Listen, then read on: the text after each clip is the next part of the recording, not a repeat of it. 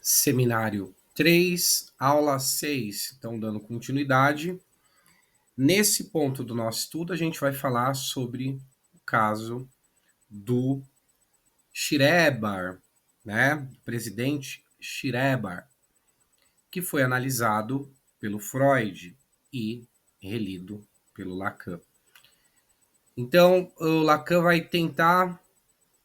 vai fazer uma leitura desse universo desse presidente Schreber. E aí é importante porque para o Lacan, para você poder aplicar um pouco desses conceitos, né, teóricos, levá-los para a prática clínica, estudar esse caso do Schreber, vai oferecer, na verdade, então, um exemplo bastante importante, né? Nesse caso, né, do Schreber, nessa análise, tanto empreendida pelo Freud, pelo Lacan, vai servir para que a gente compreenda, então, essa estrutura da paranoia, né?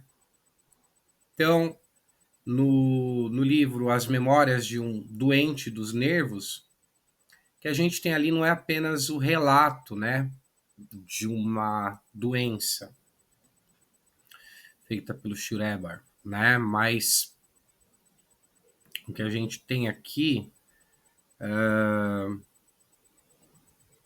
a gente tem aqui uma compreensão, né, de uma doença, mas também um testemunho, né, dessa tentativa do Schreber, né, uma tentativa bem impressionante, né, segundo Lacan, do sujeito ele tentar, né, no caso de reconstruir esse mundo a partir ou após esse colapso, né, da sua realidade. Então, a análise do delírio, ela vai permitir, assim, de um ponto, assim, bem interessante, a céu aberto, né, vai permitir a gente observar, né, esse mecanismo da foraclusão e essa tentativa de restabelecer uma ordem simbólica. Então vamos aprofundar um pouco nessa história clínica, né? E também falar um pouco dos fatores desencadeantes, né? Não, então, assim, esse contexto clínico, ele vai revelar, né, que no caso do Schreber, que alguns gatilhos, né, assim a gente pode dizer, eles podem sim precipitar a sua psicose, né? Então, o Schreber ele era um magistrado de carreira, né, bastante proeminente na Alemanha. Ele sofreu a sua primeira crise. Ele sofreu a sua primeira crise e ele nunca se recuperou, né? Ele não se recuperou completamente. Teve um período assim que se seguiu de 8 anos, né, de uma relativa normalidade, que foi marcada, segundo Schreber, né, por um desejo assim de não ter filhos, né? A segunda crise, ela já foi desencadeada por um fator bem específico, né? Então, o Schreber, ele foi promovido, né, a presidente da Corte de Apelações, né? E esse evento, essa promoção, ela foi um momento que o Schreber, ele se viu assim convocado a ocupar, no caso, uma posição segundo Lacan, uma posição de paternidade simbólica, né? E aí o Lacan vai apontar que ele foi levado nesse momento, né, na verdade, a uma função paterna, né? Uma responsabilidade, no caso, onde o significante, que é o ordenador, que é aquele significante que a gente falou, o nome do pai, ele estava fora cluído. Olha que coisa. Ele estava fora cluído em sua estrutura. Então, essa convocação para esse lugar, no qual ele não tinha inscrição simbólica, é, então, o que precipitou a, a catástrofe psicótica no caso do Schreber. E aí o Lacan faz essa análise, né, que o Schreber traz nesse livro. Bom, aí a gente vai falar um pouco da questão da ordem divina, da língua fundamental, para a gente poder falar um pouco dessa construção de um outro, né? Então, nesse universo, né? Nesse universo do Schreber,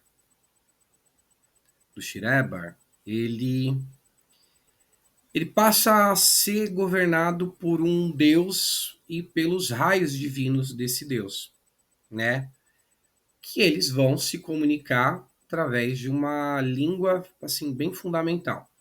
Então, nesse ponto é importante a gente entender esse sistema não apenas como uma cosmologia, né? Um estudo, uma compreensão desse universo, mas como essa grande tentativa do Schreber de construir esse grande outro, né? Esse grande outro, com A maiúsculo. E ele faz isso após a foraclusão do nome do pai, que deixou um vácuo, no caso, nessa ordem simbólica. Então, esse Lacan, esse Deus que é um outro absoluto, né? No caso, um puro significante, ele é desprovido, nesse caso, de subjetividade, de empatia, e aí só tem acesso ao que foi transformado em discurso. Como no caso, os raios divinos, né? Que eles vão operar, nesse caso, os raios divinos, como a matéria da linguagem. Então, esta teorização, né? Que é delirante, elas vão revelar o quê? De uma forma muito aberta, né? Possível ver. Então, essas próprias dinâmicas, né? Dessa economia psíquica, né? Que a psicanálise ela vai buscar teorizar. Que a psicanálise vai procurar teorizar. E o Freud, ele notou, né, essa semelhança entre a teoria dos raios, né, que está no caso do Schreber, e a sua própria teoria da libido. Tinha uma semelhança, né? E aí ele vai dizer que a tese de que o sujeito psicótico não está em erro, no caso, né? Ele está mas no caso ele está dando um testemunho, né, dessa estrutura, né? Um outro ponto que o Lacan vai trazer no caso do Schreber é que no início do delírio tem a presença de uma figura central. A figura central da perseguição, né, que é o doutor Flessig, que ele é acusado, no caso, de cometer, né, ele cometer um assassinato de alma contra o Schreber.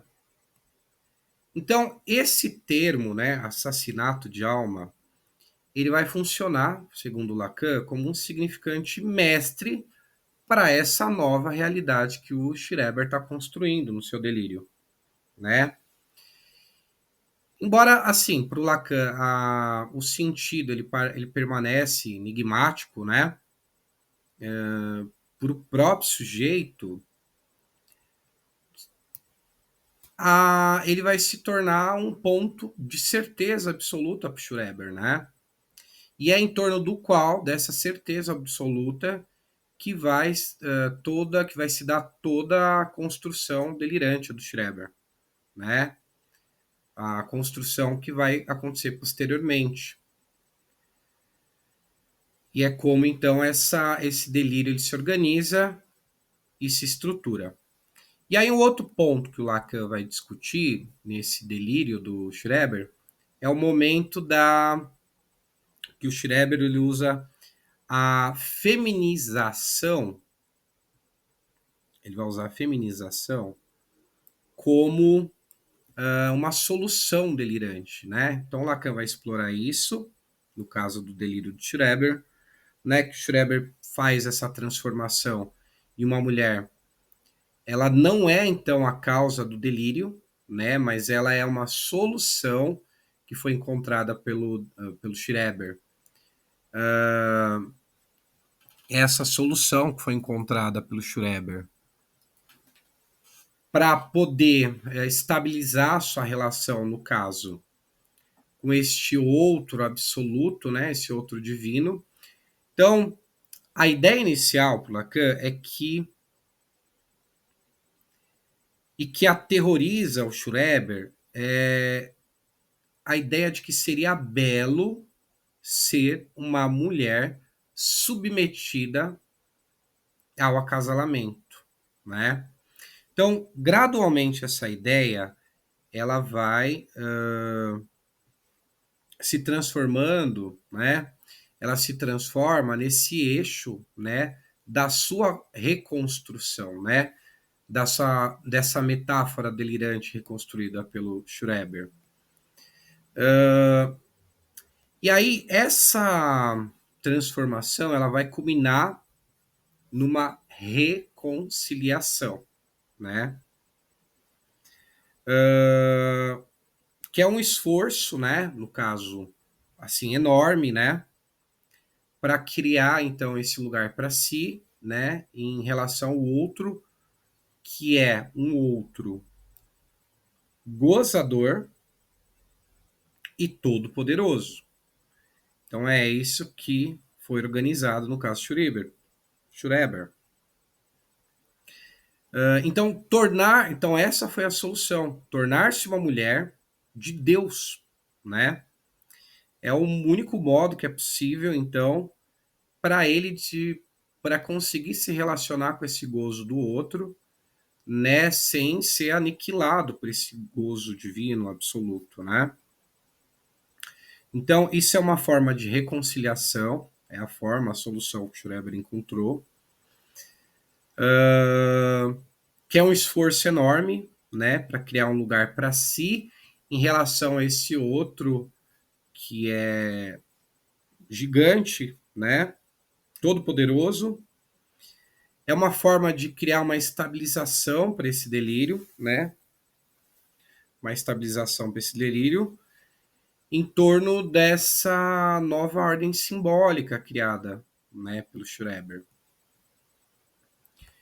Então, essa posição, então, ela vai conferir um papel importante, né, nessa ordem cosmológica, nessa ordem com o universo, e vai marcar para o Schreber também esse momento em que o delírio dele vai se estabilizar e vai passar, então, de um tormento para a construção de um novo saber.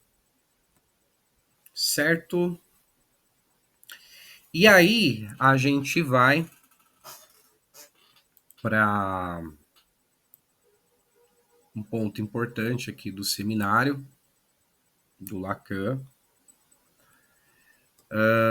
que é o ponto que a gente pode falar, que é o das implicações clínicas e teóricas, né? Nessa análise do caso do Schreber, né? Então, essa análise que o Lacan empreendeu, ela vai, e também desses conceitos, né? Elas vão culminar em algumas implicações bastante práticas, né? Para a clínica, né? Da psicose.